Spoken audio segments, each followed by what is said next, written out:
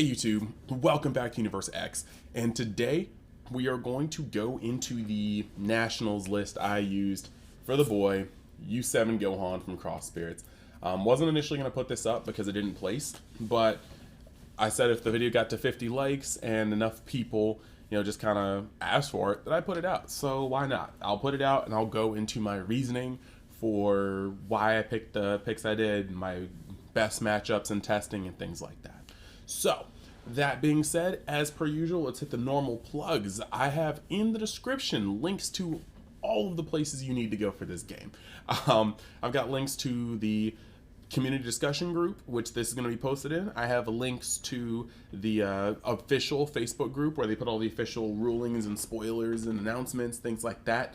I've got a link to Universe X, which is my personal page for this channel and more. I've also got a link to the Discord. And last but not least, I've got a link to TCGMetalZ because they make the coolest metal leaders. I just saw actually a kind of test screening of Chris's latest creation, and it will blow you away. Even had a little input into it. I'm getting a little fine tuning, little changes towards the end. Either way, I know I'm going to be rocking it next set. I love it.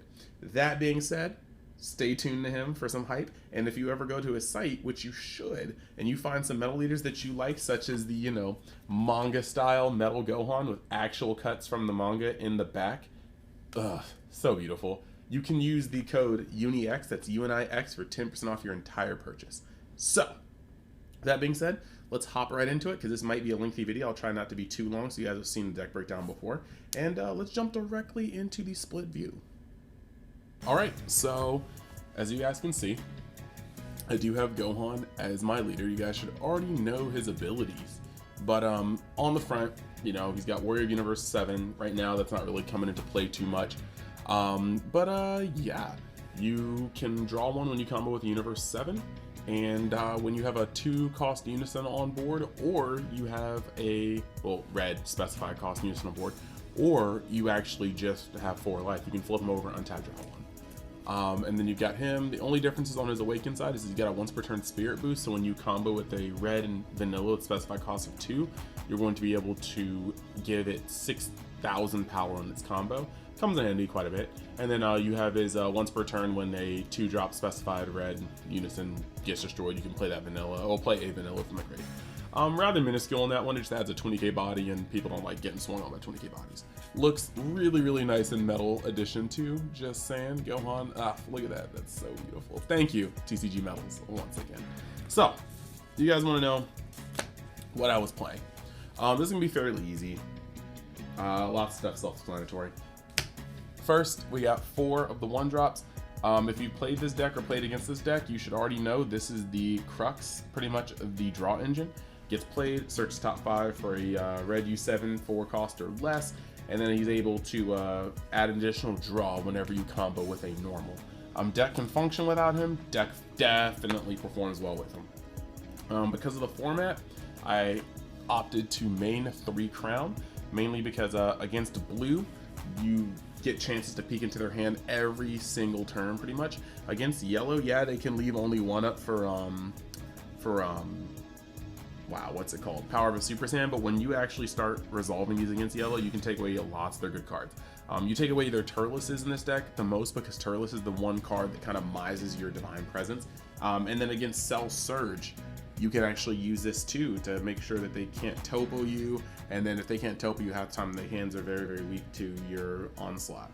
Against most other decks, it's kind of play this when you can, side it out if it's not really a deck that you can really get it in with, like Gogeta Zeno, Vegeta, stuff like that. For Awakening, you've got Kaba, because sometimes you can be at points where they won't let you, there's not a safe space to play a Unison, or there will be times where you just want to turn on your super combos without them swinging into you against Cell Surge, and so with that, cards like Kaba are very, very good. Super combos for Raditz, Sun, or Sand Youth.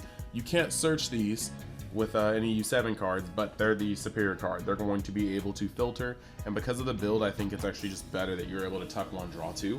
Not really much to say about that. You just got to get down to 4 life, but that's why we run the Kabas and testing the In terms of vanillas, I actually found in testing that I was able to cut it down to 6 with minimal issues. 6 is a good sweet spot. You only need them when you're going to be, you know, awakening, when you're going to be going for a little extra draw, and this deck is trying to kill you on turn 4. So you shouldn't really need that many more, but and then you got so much search and draw that happens too. 2 Android 18 challengers, 4 17s. It should be the other way around because you can actually play this one, but this one has a pretty good on-play effect too. It's just that 3 energy is a lot to ask for. You really got to be in a weird space to be able to play it and use their effects well, but really I just played 4 17 because he's cooler to me. 1 King Piccolo, new ruler, great card, even better with the winter stamp. Oh, gotta love it. Card comes down, does damage. 1 Anniversary Champa, beautiful card as well. 3 Merciless Barrage, an equally beautiful card, but you guys should already know the vibes. There's so many ways you can use this card. Counter window 1, counter window 2, and just using this card in better ways makes for so many better interactions between King Piccolo and the Gohan I'm about to show you in a minute. 3 surprise attacks on Gohans. A lot of people are kind of iffy on this card, but he's actually one of my favorite cards in the deck. There's a lot of times in this deck where your power plays are 2-drops. Your Unison is a 2-drop. Your Divine Presence is a 2-drop. And so there's a lot of times where you're stuck with 1 additional weird energy. And whether that's a crown to make sure that your plays are going to go through and then you use your 2 cost, whether that's a Kaba to make sure you can get that extra damage, push them down from 5 to 3 while awakening yourself, or it's this card. That having that 1 energy play is actually just really, really important because it allows you to make the most out of your energy. And against blue, if I can drop them from 5 to 3, I want to see Kaba, with my 3rd energy on awaken. But if I want to just beat them in, I can see this. There's a lot of good things, but this is a really, really solid one drop essentially. He's gonna come out the same way Divine Presence does. He's gonna -10 something. When somebody hits you with the Black Mass Sand, you can play this. He's 20k, so he'll get over the effect, but he's gonna neg it. When somebody has pesky 30ks like Kefla or Demigra, you're able to play this guy and minus it to 20, and then so you probably comboed up to minimum 25 to play this dude. But now you're gonna play him and bring their guy down to 20, so they gotta start using super combos or burning multiple cards. And even if they do, if you can still attack, you can swing, and now it's 20 to 20, you can combo how you like. So he kind of really gets stuff out the way. 4 Divine Presence, not much to say about this card. Best card in the deck. It's uninteractable against blue. However, yellow has power of the Super Sand, and that's precisely why a card like this can't just sit here and run pockets. 1 Bardock Fighting Against Fate. Very, very good card. You guys should know the vibes. He is just a great game closer. This deck can utilize 2 of them, but for this tournament, seeing how we're going to go into a yellow heavy format, I wasn't really too keen on running 2 dual attackers. My secret ray of choice, Supreme Kai of Time, flipped it, so it's not here right now, but I mean, it could be a Pan Unison, or a Pan Unison, Pan SER. Pan SER is getting kind of spicy, and it's able to just close off turns. It's essentially like a miniature, kind of slightly alt baby hatch, and so it'd probably be Pan in the future. Fu Shrouded in Mystery, card ends games. Card ends games versus yellow, Hatchiak. Just a very, very, very good card, and his deck can play into it. As for the Unison spread, I opted to go 3 Frieza, 3 Piccolo. Now 6 Unisons feels like a lot, but at the same time 6 Unisons ensure that I never missed my Unison Awaken turn. Now sometimes I drew Unisons dead, but hopefully that's what Violent Rays and the super combo will help with, but or Charge Phase. But yeah, this made sure that the levels of consistency were at peak when it comes to my Awakening turn. And honestly, they have different uses. Like against yellow, I actually like playing Frieza out and leaving Frieza out for most of the game before switching over to Piccolo when I know I'm about to press and they're gonna have to counterattack me. Or use counterattacks. Because Frieza with the 1-drop, if the deck can't really contest the 1-drop, cough off blue and yellow for the most part, you get so many free draws off of Frieza that your hand just dwarfs theirs. Then you turn that hand to combo pressure and just body pressure. Piccolo, however, does Piccolo things. So yeah, there are a lot of games where I like starting with him and cruising into him. But Cell Surge, you almost always just want to have him right out. As for negates, 2 Violent Rays because it's not the negate it was at Gen Con. Testing the op because it still is that negate. Very good card. Now I'll show you my side and I'll talk about the matchups real quick. For my side, we've got 1 crown because there are matchups where you want to go to 4 crown against blue and pretty much, well, yellow, it depends on how they play. You got to kind of feel it out. 1 more Kaba for the Cell Surge matchup and anything I need to get lower than. 2, Vegeta the Resolute, or Resolve Renewed. And this guy is just a monster. He's a counterplay. He counterplays something with, what's 15k or less, and if you have 3 more energy, he's only a 1 cost. And he plays himself too. The cool thing about this is it gets around Oceania Shenron, it gets around Poutine. There's a couple things that it will kind of mize. But it's a very, very, very good card. And I found that in matchups where I knew I was going to get Oceania, siding these 2 in with a 4th Broly meant I was just never going to get Oceania. It was beautiful.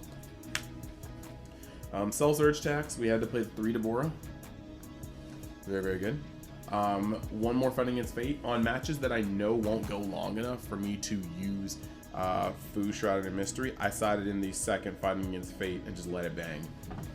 Aggro style. Then we've got 2 Vegito Unison mics. Shout out to Nick Green for getting me to play these. When you -2, it just wrecks yellow. Literally, if you just get yellow's board clear, like against yellow, if you use Piccolo Jr.'s effect to nuke the board and then you just play this guy at -2, they can't play the game. Like, they can't play next turn. They can't put anything on board. They can't do nothing. Like, it's pretty wild. Violent Rays, just in case I need to go up to 3. Decks like Amani's and some other aggro variants had me feeling putting these in the side. Never got to use them because I played against Vegex, and he was a cautious player more than an aggro player. So I didn't really get to use that. And then last but not least, Super Kamehameha. It's too good right now. You can remove Keflas, you can remove, there's so many things you can get out of the way with this. So, now that all that's been stated, when it comes to matchups, the reason why I felt comfortable enough to take this deck out was because my blue matchup is immaculate. I did face 1 Soul Striker and I lost to it, but if you saw the tournament reports, it was actually wild. Like, Gentleman had no cards in hand and 3 life, and I gave him a life, played King Piccolo, New Ruler, and then swung, and I had given him a D magic, which he's sparking to use. And in the 3rd game, like the 2nd game, I clapped it in 8 minutes. 3rd game, I survived so much, and I had 2 life to, after 5 different swings, his Baby Hatch swing, but that last card in his hand, single card in his hand, was Shampoo. So I'm still very confident with my blue matchup in testing and you know, actually getting out there. Cell Surge is also kind of a good card, a good matchup, because with this deck, if you don't take all my cards, it's almost like you didn't take half my hand, because a single vanilla can cantrip into 2 cards, then can be played with a challenger, and that challenger draws me another card. Then I'm going to play Divine Presence, swing with Divine Presence. Divine Presence is going to give you a normal. You really just have a lot of ways to cantrip in this hand, even before you start adding in cards that specifically supposed to counter. So I always felt comfortable with that to a high degree. Then you have got Yellow. Yellow's a little uphill of a battle, but if I go first, I am very confident in my ability to last until I can foo them, and I can play a lot of battle cards on their turn. So when they present turns where things are tapped out, that's when I can start playing defensively with the UI Gokus or the Surprise Attack Gohans. And then, you know, you can always defend yourself by playing Yamchas as well.